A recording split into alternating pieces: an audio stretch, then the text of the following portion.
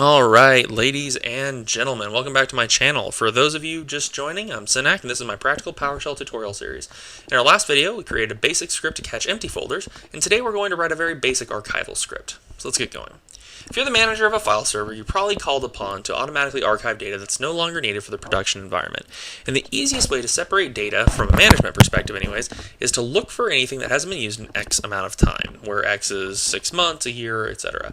Thankfully, the NTFS file system keeps plenty of data points about how long it's been since you've created a file, written to it, or even accessed it. In our particular case, we're going to use the last write time, or as you may see it, otherwise date modified. Of course, obviously, that's going to vary based on your environment. I've created a few different files in my documents folder so we can test with them. I also have created an archive folder under my C drive, again, just for a test. In your environment, it's probably going to be a separate hard drive, an iSCSI share, a UNC path, whatever. Doesn't really matter. So we're good to go there. So, opening move, we need an admin level PowerShell. So we're going to go to our standby command. Get child item, and we're going to look for my documents and recurse. Now that gives us everything again. However, we need to narrow this down kind of quick. So we're going to pass it to one of our favorite commands, where object. Now the first one we're going to filter out is ps is container equals false. The reason why we're doing that is because I don't care about the folders, because we're already going to be sorting out files that haven't been used, and the way this archive script is going to work, it's going to sort out the folders for us, so we don't need to worry about that. But we also need to check for how old they are, so we're going to go with last write time is less than, open parentheses, get date, close parentheses, add months, and we're just going to go -6. Alright, so before I hit enter, here's what this is going to do. This, we only want files, not folders. Keep it clean. This right here checks against the last write time, and less than, get date, add months, -6. So the thing is, this less than might confuse people, because generally we refer to time from where we're currently sitting. So we only care about how far away something is from our current point. So you'll say, oh, that happened less than 5 minutes ago. Or, oh, that was less than 6 months ago. Or, oh, man, that happened more than a year ago. Well, the thing is, PowerShell views time as a number line. It views it as just numbers, just digits. So it sees October of 2014 as being less than December of 2014. Once you get the number line thing in your head, it's pretty straightforward. Get date is just a command line, just like get child item, where object, etc. And it has a method, add months. So we're doing -6 to look for a date that is exactly 6 months ago from right now. So let's run it. Now we have just the old files that I created, and you can see the last write time here, which is part of why I went with last write time instead of last access. Awesome. Now we're back at the report stage, and for some managers that might be sufficient. But what makes PowerShell so awesome is that most reports can become actionable scripts simply by chaining another command onto the end, and that's where we're headed. So for lists of items, particularly large list of items, you're usually going to see the for each object commandlet chained at the very end, because that allows you to address each item in the list individually. What we're going to chain in here is for each object. Open it up.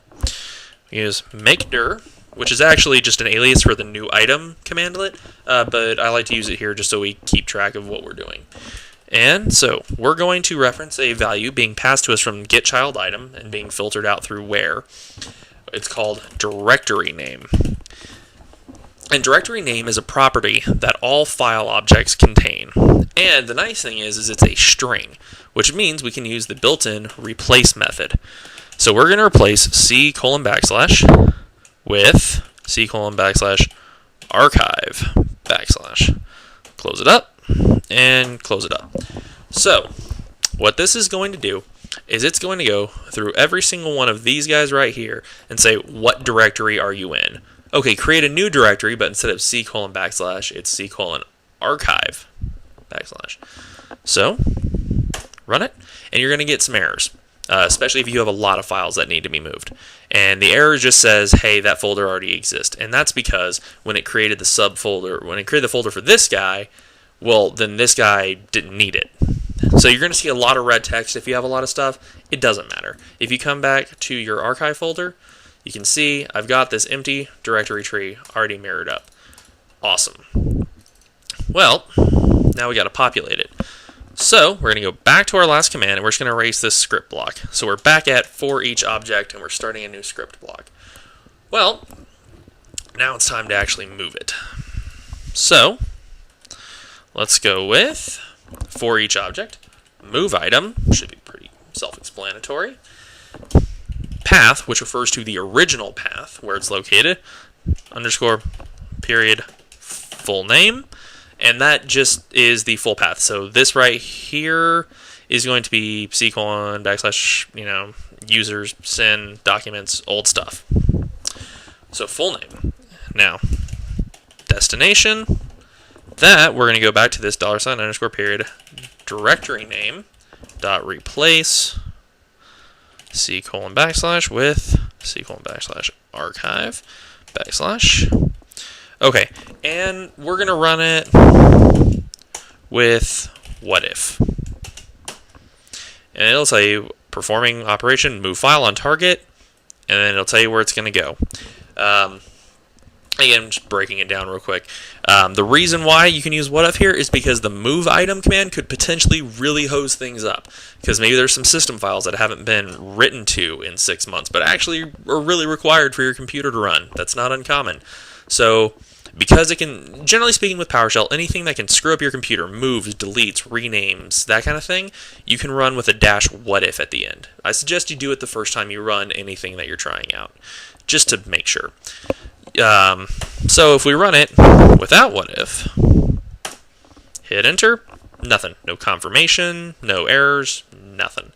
So that's nice. I like that. So we're going back to our archive, send, documents. Hey, got this file here.